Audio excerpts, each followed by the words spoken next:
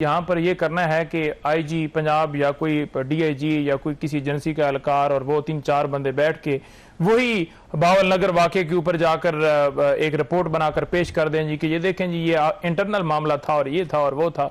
ये एक ढकोसला है। और हम ये कहते हैं कि चीफ जस्टिस इस वक्त जो बैठे हुए हैं काजी फाइज साहब, वो क्या इस वक्त जो मुल्क के अंदर जितनी लाकानूनियत है इस बावल नगर वाक़े के ऊपर ही एक्शन लेते हुए एक इदारे को इंसाफ दे दें। आईजी जो मार खा के भी मिन्नतें कर रहे हैं, जो ये कह रहे हैं कि बिल्कुल जी कोई ऐसा मामला ही नहीं है, माफी मांग रहे हैं, कौम से उन्हें माफी मांगनी चाहिए। पंजाब में जो जुल्म किया गया, इमरान खान के घर में जिस तरह से उन्होंने जाके रेड करवाए, उस वाक़े के ऊपर तो कोई उन्होंने आज तक नहीं कहा कि बगैर वारंट के कैसे पुलिस लोगों के घरों में घुस जाती है। क्योंकि आगे से ताकतवर जब होता है तो फिर आपकी आंखें जो हैं वो झुकती हैं, फिर आपकी आंखें जो है या आपकी जुबान जो है उसके मुताबिक बोलती है। तो ये सारी चीजें कौम देख रही है।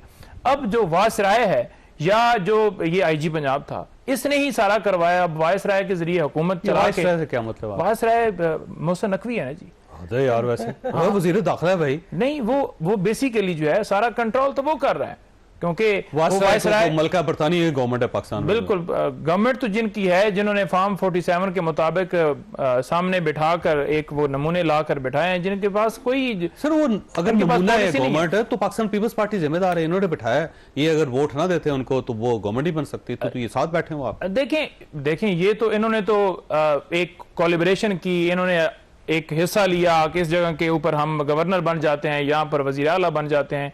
बेसिकली जिसको अवाम ने मैंडेट दिया है उसे नहीं आने दिया। अवाम का जो मैंडेट है उसके मुताबिक पाकिस्तान तहरीक इंसाफ जो है वो 2/3 मेजोरिटी से जीती है।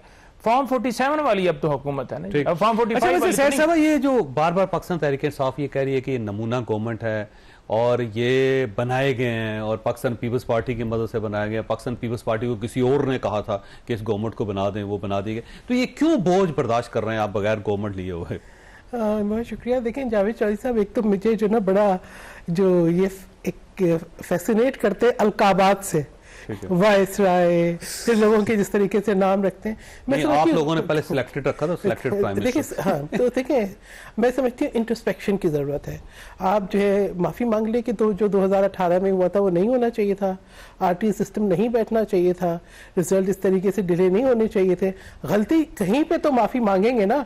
आप ये कहेंगे कि जो पॉलिटिकल स्पेस पॉलिटिकल पार्टीज ने गेन की थी उसको आपने 2014 के धरने में श्रिंक किया।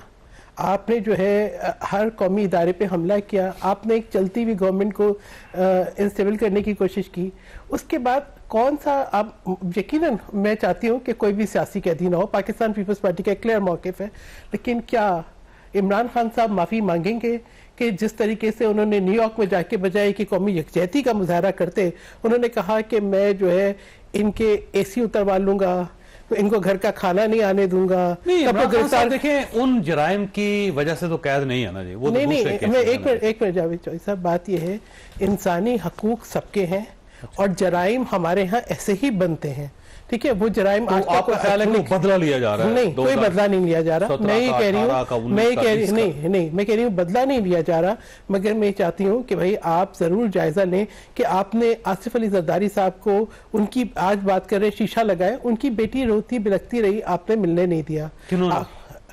पीटीआई की हुकूमत थी ना, पीटीआई की हुकूमत थी। आसिफ अली इन्होंने कहा जी घर का खाना नहीं जाना चाहिए। हम लोग जाते थे जी, हम लोग अडियाला जाते थे, मुलाकात नहीं होती थी। उनके बच्चे मिलना चाहते थे, मुलाकात नहीं होती थी। ईद की नमाज नहीं पढ़ने दी, इंसुलिन रखने के लिए रेफ्रिजरेटर नहीं दिया। फरियाल तालपुर साहिबा को ईद की रात को 12 बजे अस्पताल से जेल मुंतकिल किया। आप ही बताएं कि जेल मैनुअल के मुताबिक नहीं हो सकता था। तो हर वो चीज जिससे आप अजियत पहुंचा सकते थे, तकलीफ दे सकते थे, अपनी सेटिस्फेक्शन गेन कर सकते थे या इंतकामी रवैया इख्तियार कर सकते थे, वो आपने की। हमने तो आपको ये कहा है बारहा, आए बैठे। आसफा भुट्टो जो अब वो इलेक्ट हो चुकी हैं और कौमी असेंबली की वो मुलाकात करना चाहती थी आसिफ अली जरदारी साहब से। वो बेटी थी, वो अपने बाप से मुलाकात करना चाहती थी और उनको वालिद से मुलाकात की इजाजत नहीं थी। और वो रो रही थी। वो जेल में, अस्पताल में जब फिर जदाई साहब बीमार हो गए, डेफिनेटली एवरीवन वाज कंसर्न। बेटी बाप से मिलना चाहती थी, अपने वालिद से मिलना चाहती थी, उनकी तबीयत देखना चाहती थी, शी वाज नॉट अलाउड। देखिए बात ये है और कि ये बात दुरुस्त है कि वो रो रही थी वहां जी पे बिल्कुल, और कह रही थी कि मुझे सिर्फ वाले से एक बार मिलना है। बिल्कुल वो मिलना चाहती थी। डेफिनेटली हर जो एक ताल्लुक होता है पेरेंट्स का अपने बच्चों के साथ, या आपको पता लग जाए, मैं हूं, आप हो, हमें पता चले कि हमारे वालिदैन में से कोई बीमार है, हमारे अपने सेंटिमेंट्स होंगे।